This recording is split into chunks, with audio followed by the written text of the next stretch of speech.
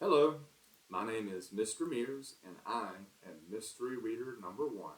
I'm here with my children. I have Will. Say hello, Will. Hello. And Leah. Say hello, Leah. Hello. They've grown up since maybe the last time you've seen them in videos, so we do this about every year. And today we unveiled our mystery book. You know what that mystery book is? Saving Winslow. Yeah, Saving Winslow. So hopefully everyone got to see our the donkey who came to school today. Did that donkey have a name? Baby donkey. Baby donkey. Okay. Well, we have a story about a donkey named Winslow, and I'm very excited to read this with you today. Will, you have your own copy, right? So Will's class, just like your class, you have your own. Oh, excuse you. You have your own Winslow, right? So you have Winslow tonight, and tonight you're going to write about your time with Winslow. Since you have a book, you mind if Leah holds Winslow? All right, Leah, you want to hold Winslow there? Keep him safe. All right, Leah, Will, you ready to read some chapters? Boys and girls, I'm going to read 4 chapters tonight because the chapters are very short. So your mystery readers may read 2 or 3 or even 4 chapters each night. So I hope you guys can grab your books, open it up, and let's follow along as we read Saving Winslow by Sharon Creech. Chapter 1. What is it? In the laundry basket on the kitchen floor. Ready to read? Listen. In the laundry basket on the kitchen floor was a lump. Another dead thing? Louis asked. Not yet, his father said. It was the midst of winter when night, like an unwelcome guest, came too early and stayed too long, and when each day seemed smaller than the one before. Louis's mother stared down at the basket that her husband had brought into the house. Another one of Uncle Pete's, I presume? Uncle Pete had a small farm on the outskirts of town. Anything to do with Uncle Pete usually involved Louis's father wasting time or money or doing something dangerous, like chopping down trees or racing tractors through mud fields. Sounds fun. Or disposing of dead animals. Louis's father had already brought home and buried 2 piglets that had not survived their birth. Louis knelt beside the basket, and a small gray head with black eyes and feathery eyelashes and sticking up ears emerged. Attached to the head was a trembling thin body and 4 long spindly legs, all of it covered in splotchy gray fur scattered with brown freckles. It was not a dog or a cat, it was a pitiful looking thing, and it was gazing at Louis. He felt a sudden rush as if the roof had peeled off the house and the sun had dived into every corner of the kitchen. A goat? He asked, kneeling beside the basket. Is that a goat, Leah? No. No. What is it, Leah? Donkey. A donkey, his father said. A mini donkey, born last night. A mini donkey? Louis's hand cupped the donkey's head, patting it gently. The donkey seemed too weak to move. Something's wrong with it? The mother is sick. Can't take care of it. Poor mama, Louis said. Poor baby. What will happen to it? It'll probably go downhill fast. Might last a day or two. No! So, his mother said, why do you have the donkey? Why did you bring it home if it might just die in a day or two? I don't know, his father said. I felt sorry for it. I thought maybe we could at least watch it until, you know, Oh, we're not wonder well. yeah, until it dies. He whispered that last word. The donkey made a small noise that sounded like, please. Louis lifted the donkey from the basket and held it close. It smelled of wet hay. It put its face against Louis's neck and made that noise again.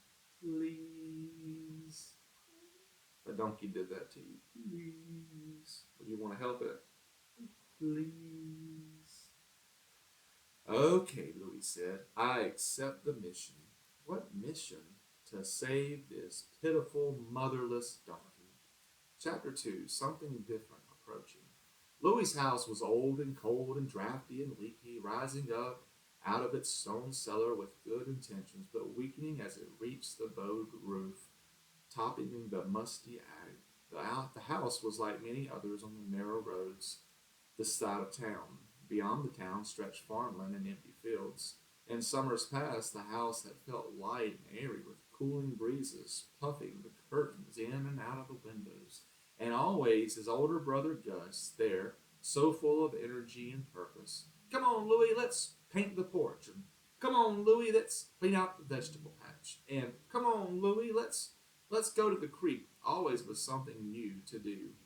But now Gus was in the army, gone already a year, and now it was winter, and each day short and dark and cold, until this snowy Saturday morning in January, with the wind plastering the windows with wet flakes, when Louis had awakened, feeling floaty, suspended in the air, and with something different approaching him.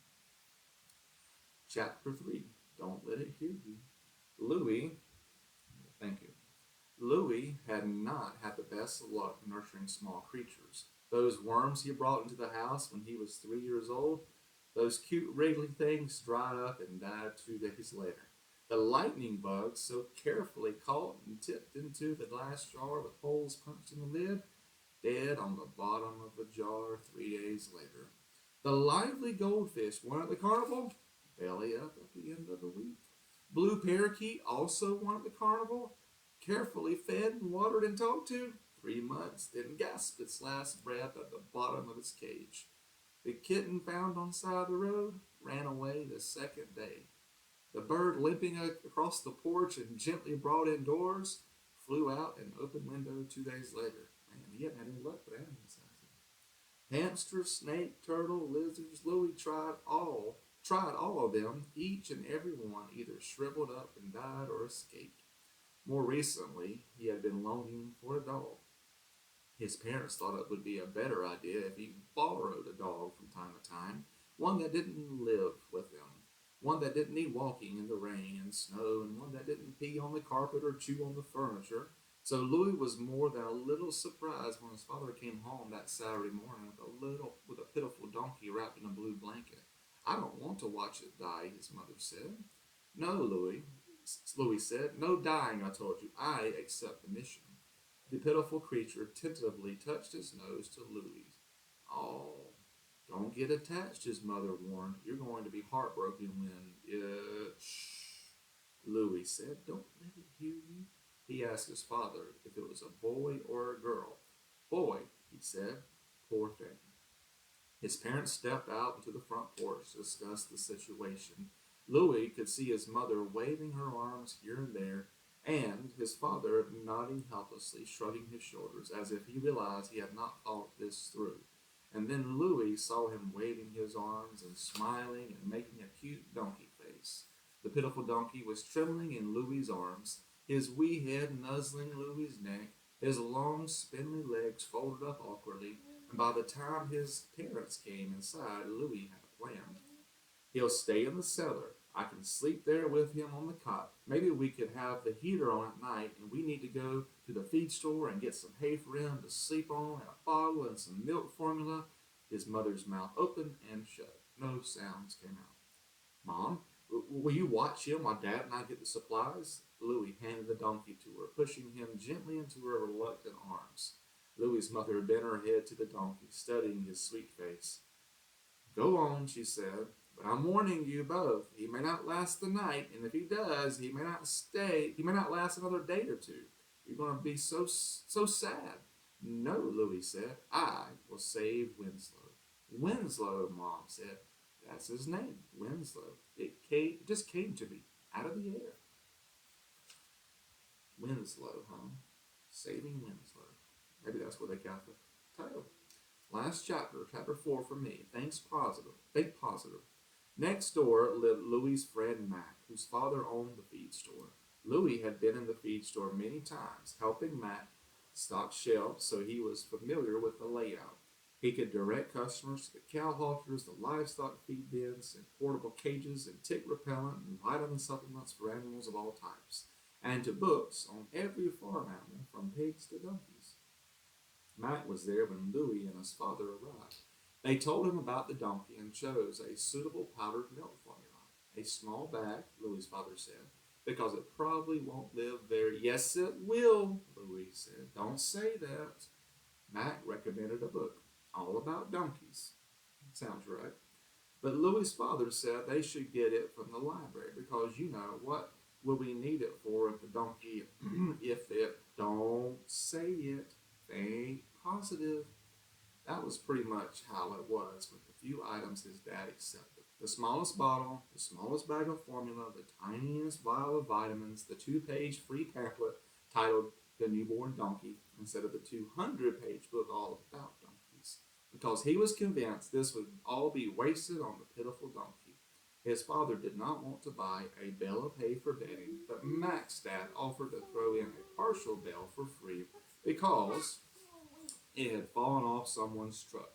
We're going to feel pretty stupid, his father said, if we get home and find a dead donkey. Quit saying that. I just don't want you to get your hopes up. Hmm.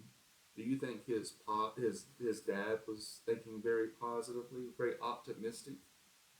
No, optimistic means like you think it's going to be good. But Dad was thinking it's not going to be good, right? Dad was thinking this donkey's going to pass away. But Louis was thinking very positive. No, it's not. He was very optimistic, right? All right. Well, boys and girls, I hope you guys enjoyed chapters 1 through 4 of Saving Winslow by Sharon Creech. I'm looking forward to reading more, and I wonder who your mystery reader will be tomorrow night. But I'm looking forward to seeing you guys tomorrow and talking more about our book.